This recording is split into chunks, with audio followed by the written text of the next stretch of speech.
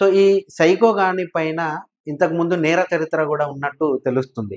అయితే వీని గురించి గ్రామస్తులు ఏం చెప్తున్నారు అంటే, బేసిక్‌గా వీడు ఎవరితోని మాట్లాడేవాడు కాదు. వాని పనేందో వాడు చేసుకుంటూ ఉండేవాడు. ఆహ్, మనం ఏమన్నా అడిగితే మన పైన తిరగబడేవాడు అని చెప్తుండేవారు.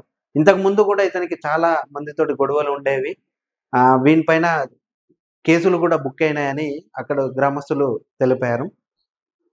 ముఖ్యంగా ఇలాంటి వాళ్ళని స్వేచ్ఛగా వదిలిపెడితే అక్కడ ఉండే అటువంటి ఆడవాళ్ళకు స్వేచ్ఛ లేకుండా పోతుంది. ఎందుకంటే వీడు చేసిన ఆ వికృత చేష్టలు అలా ఉన్నాయన్నట్టు.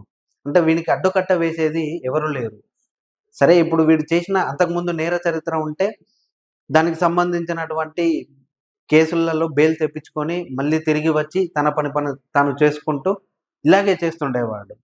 అలాంటి సైకో గాడిని ఆ వాడలో ఉంచినందుకు కనీసం వాళ్ళు గూడా ఆలోచించాల్సింది. ఎందుకంటే ఈ సైకో గాడు ఎప్పటికైనా గూడా మనకు కొంచెం హాని చేస్తాడనే ఆలోచన ఉంటే బాగుండేదేమో అనిపిస్తుంది.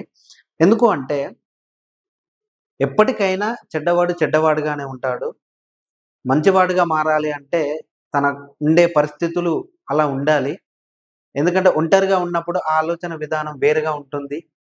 ఎందుకంటే అతడు దానిలో ఉన్నాడు కంప్లీట్‌లీ ఏదైతే ఆ సైకోతనం గాని, లేదు అంటే ఇలాంటి ఆలోచనలు ఉన్నవాడు ఒంటరిగా ఉండేసరికి ఇంకా ఆలోచనలు ఎక్కువైపోతాయి.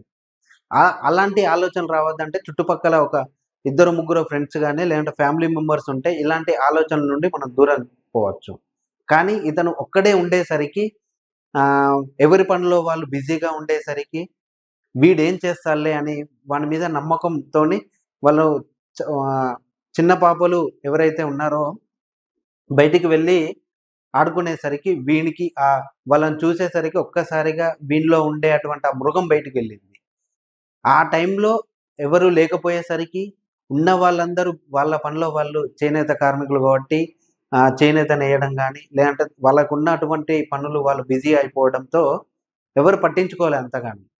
సో, ఒక్కసారిగా సాయంత్రం అయ్యేసరికి ఈ ఉదంతం బయటికొచ్చింది. అంటే ఒక్కసారిగా మిస్సింగ్ అయిపోయిందనే ఈ వార్త తెలియంగానే వాళ్ళెంత క్షోభకు గురయ్యారో మనం చెప్పనక్కర్లేదు. ఎందుకంటే రీసెంట్‌గా మనం దండేపల్లి మండలంలో నంబాలలో గూడా సేమ్ ఇలాంటి బాలికను అంటే 6, 7 సంవత్సరాల బాలికను చంపేసి బావిలో పడేసిన దాఖలాలున్నాయి. అలాంటి ఈ వ్యవస్థలో మనం బతుకుతున్నాం. అంటే సైకోల మధ్యలోనే ఉన్నామని మనం ఇంకా గమనించాలి.